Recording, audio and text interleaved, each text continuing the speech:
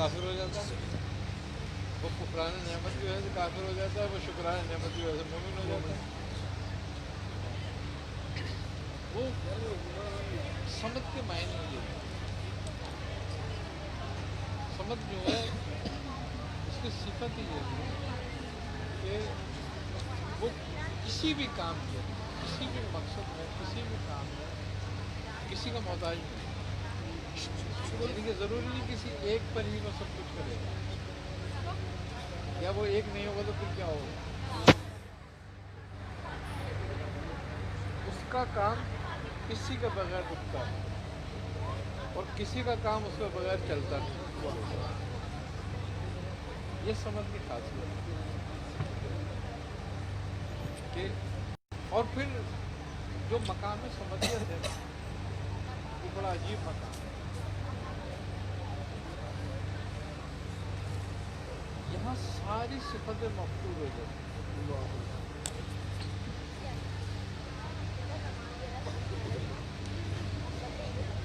اور کمال دیتے ایسے حاصل ہو جاتی ہے۔ کیوں کہ یہ مقام عشق و محبت ہے، کیونکہ مقام عشق و محبت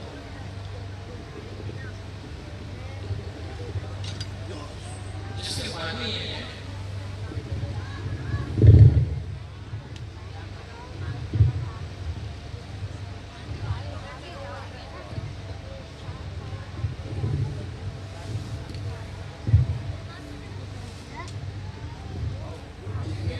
اس کی عطا جو ہے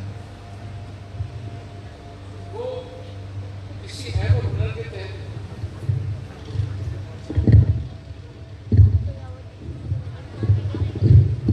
وہ فضل کرتا ہے، اور کیونکہ مقام سمجھیت جو ہے وہ مقام عافیت اور عافیت میں یکتائیت، اور یکتائیت میں پھر سارے اعمال، سارے قانون، سارا ایمان، سارا کچھ ایک جیسا ہو جاتا ہے، مقام مراتب ختم ہو جاتا ہے۔ اس لیے کسی نے کہا ہے نا کہ عشق نہ پوچھے ذات کا، اور دھوپ نہ دیکھے جھوٹا کاٹ، نیند نہ دیکھے ٹوٹی کاٹ، کہ جب عشق سوار ہوتا ہے تو وہ کافر مومن کی تمیز ختم کر دیتا ہے، بس ایک ہی اس کی نظر میں رہ جاتا ہے۔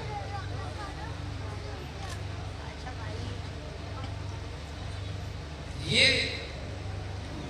عشق حقیقی کا پہلا ذکر ہے،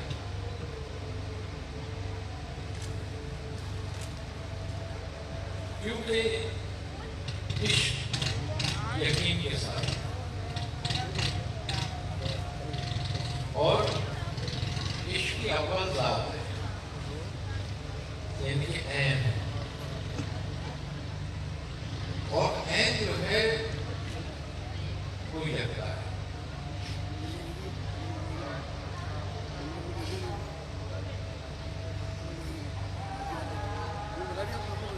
اور جس نے ایک سے دو کیے وہ مشرک عشق ہو گیا۔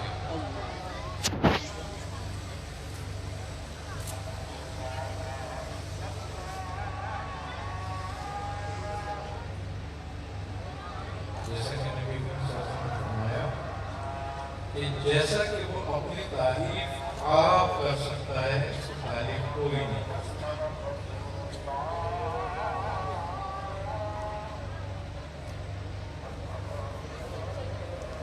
جس کی تعریف ہی کوئی نہیں کر سکتا وہاں دو کیسے لگے گا؟ وہ ایک ہی ہے۔ یہی وحدت الوجود کا قانون ہے کہ وحدت الوجود پھر جب تجلی ہوئی وحدت پر عافیت کی، تو اس نے محنت کو کثرت میں تبدیل کر دیا اور اس سے کثرت کا ضرور ہے وہی سب کچھ، لیکن وہ تقسیم ہو. اب جب تقسیم ہوا تو کہیں کسی حال میں اور کہیں کسی حال میں ظاہر ہو گیا. ظہور اس کے سوا کسی کا نہیں، اسی کا ہے. اب کفر اور ایمان کیا ہے؟ ایک زمین بچھی ہوئی ہے، اس میں مسجد بھی اور مندر بھی.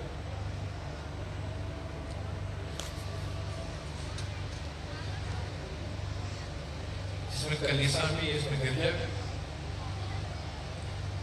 ہے تو اسی زمین پر. اور وہی مٹی ہے، وہی گارا ہے، وہی پتھر ہے.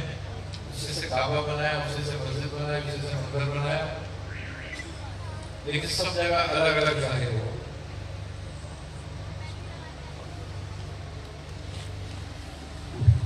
کوئی بھی مندر چلے جاؤ، مسجد چلے جاؤ، کلیسا چلے جاؤ، کہیں بھی چلے جاؤ، کوئی چیز بھی رب کی دشمنی میں نہیں بنی ہوئی.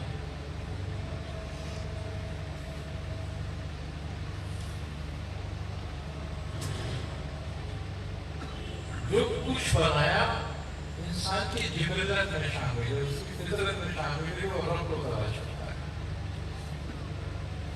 اور انسان رب کو تلاش نہیں کر رہا، یہ بھی خوبی کی بات ہے. وہ اپنے آپ کو ہی تلاش کر رہا ہے. بس صرف تبدیل ہو جاتی ہے، صرف تبدیل ہو جاتی ہے. نام تبدیل ہو جاتا ہے، نام تبدیل ہو جاتا ہے، کفر ایمان میں بدل جاتا ہے. فعل سادے ہوتے رہتے ہیں، کبھی کوئی فعل نہیں، کوئی فعل نہیں، کوئی فعل. اب فائل حقیقی تو ایک ہی ہے، فعل کتنے ہیں؟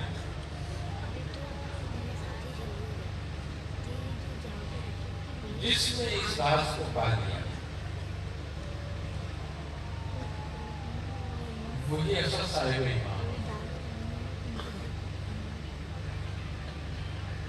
کیوں کہ ایمان نام کسی چیز کی پوجا کا نہیں ہے، کسی سے دوری کا نہیں ہے، کسی سے دوری کا نہیں ہے، کسی پر دلیل کا نہیں ہے. ایمان نام تو یقین کا. جب ہو جائے ایک بار پھر یہ کبھی ختم نہیں ہوگا.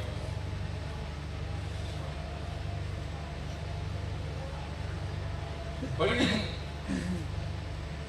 مہارت سے تفریح کریے.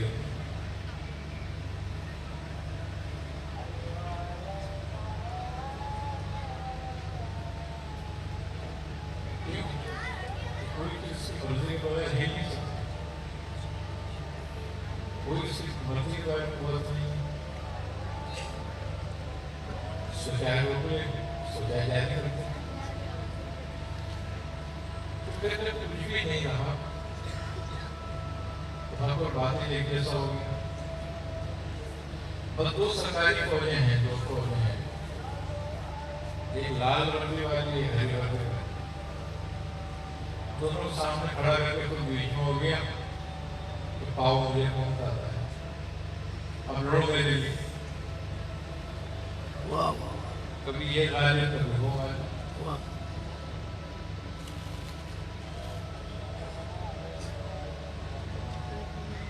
اس لڑائی میں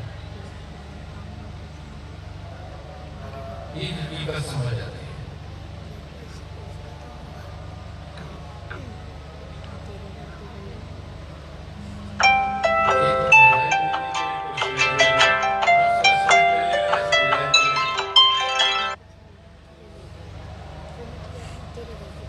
دونوں کو مدد کر دیا.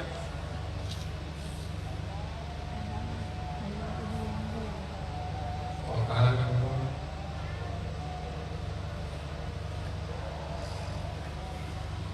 خوبی کی بات یہ ہے کہ انسان کی سب سے بڑی کمزوری ہے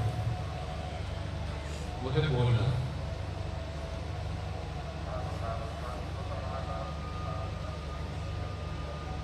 اس کے بولنے میں اس سے راستہ پوچھے گا.